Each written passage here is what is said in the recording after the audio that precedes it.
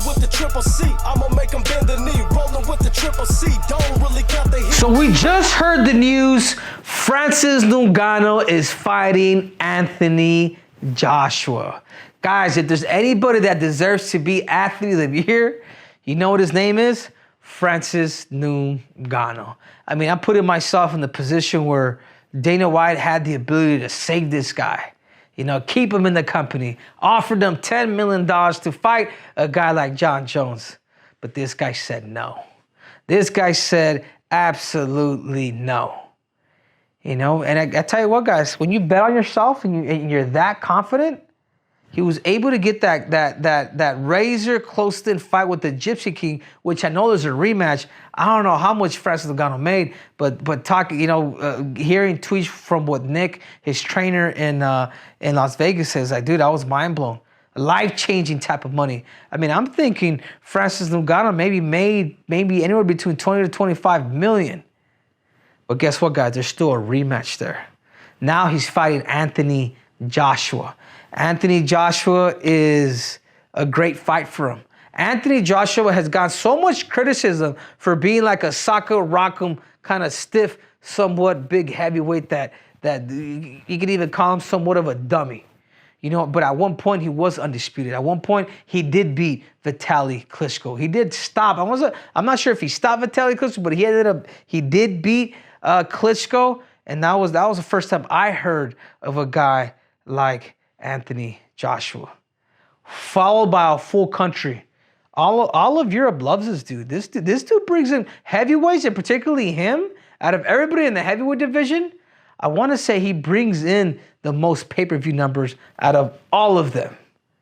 Now you have this African that's now being adopted by America against this guy who is from Europe. And now you get these two heavyweights, these two former champs that are going to collide and actually come together and legit fight.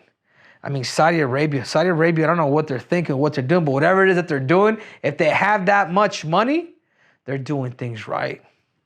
How does the fight go? How does this fight go? How does Francis Ngannou get past a more technical guy, a big guy like Anthony Joshua? How would I match myself up? How would I test this dude?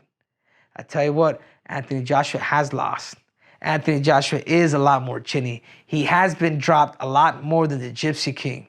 I focus in on power. If there's one thing that Francis Ngannou did great when he fought the Gypsy King, it was one, his position, his composure, and he wasn't reacting to any of the Gypsy King's fake. He was here the whole time. The whole damn time. You're talking about, this is a 10-round fight. You know, if this was for the belt, if you get these right judges. Francis Ngannou could have been the next heavyweight champion of the world. He could have stolen my title as the greatest combat athlete of all time. It's pretty unsurreal to really be handicapped in a sport when you go from mixed martial arts to boxing now, and then now in boxing you're having success where you're ranked in the top 10. It's just absolutely nuts. But that being said, what is it that Anthony Joshua actually wants? Anthony Joshua has talked about retirement. Is his head still in there when you get a guy like Francis Ngannou who continues to keep striving and his confidence continues to keep going up? He has that fight with Anthony Joshua now. Now he has another fight. Now he has a rematch with a potential rematch with the Gypsy King. And now let's not forget about Deontay Wilder. Even though he did lose his last fight, because he's a power puncher, if there's any of those fights that I would like to see just based on power and based on that right hand, it would be Francis Ngannou versus Deontay Wilder. It could get to the point where Francis Ngannou can fight the Four Horsemen. Why not fight Usyk next? Why not fight Andy Ruiz next? And just put a spectacle. You're talking about this dude is literally making it rain, from him being homeless in France, from him migrating to Europe and being homeless, to him, traveling over to the U.S., becoming the UFC undisputed heavyweight champion of the world, to now fighting the biggest stars in boxing. Guys, if there's somebody that you cannot deny that who has really followed their dreams and literally bet on themselves, his name is Francis Ngannou. He is in a great position, and I'm just wondering what Dana White is thinking. Dana White offered this dude a tons of money to stay. Let's make that fight with John Jones. And he said no. You know, a lot of Francis Ngannou's story reminds me of a guy like Arnold Schwarzenegger. You know, Arnold, foreigner, you know, got into politics, was Mr. Universe. And then after Mr. Universe, ran into politics, became the governor of California. I mean, what's next for a guy like Francis Ngannou? He already fought the heavyweight champion of the world. He's getting ready to fight Anthony Joshua. He fights this next fight. You know what's next for him? Hollywood. Why not? He's conquered two of the biggest markets in the world. Now you use whatever it is that you have and you start pushing it to the world.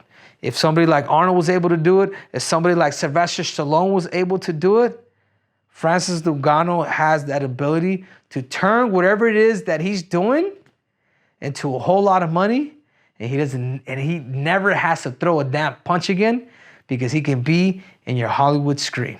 What you got for me, Joe? So if he captures a heavyweight title in boxing, do you see John Jones hopping in the boxing ring? If he conquers this heavyweight title, will they allow John Jones to come in and fight a guy like Francis Ngannou? I could see that. I think, Dana White's a businessman.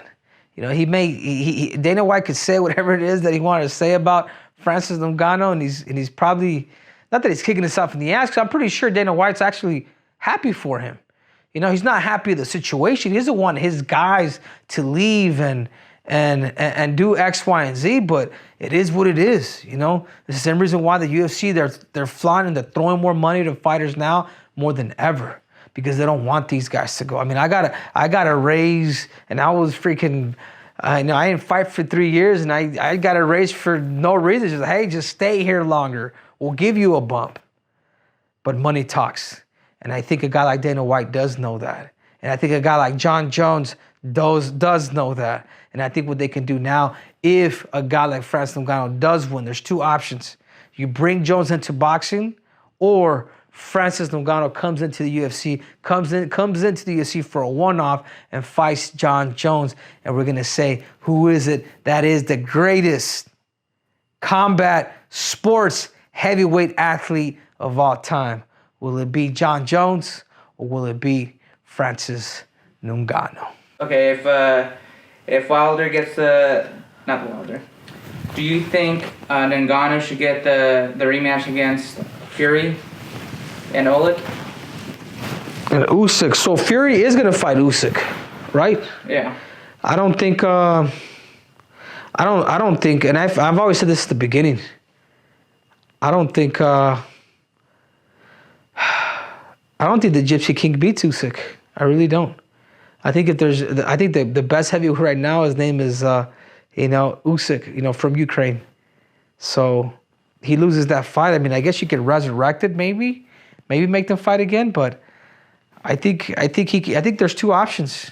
He could fight the Gypsy King, who's about to lose to Usyk, or he fights now the undisputed heavyweight champion of the world, which I believe is going to be Usyk. I mean, like I said, guys, there's Usyk, there's Wilder, there's Anthony Joshua. Like, it's almost like the A side is no longer those undefeated fighters. The A side are all those guys that are able to bring eyeballs. And for that reason, that A side happens to be the guy from Africa, happens to be the guy who was homeless in France, the guy who flew over to the United States to live the dream, the guy who betted on himself and now is making a boatload of money. And his name is Francis Ngannou. And this video is brought to you by the one and only Scottsdale Meat. Guys, you guys want good quality meat. You guys like Wagyu, ribeye, filet mignon, salmon, spaghetti, shrimp, and steak. So you guys make sure to go to ScottsdaleMeats.com and get your meat on.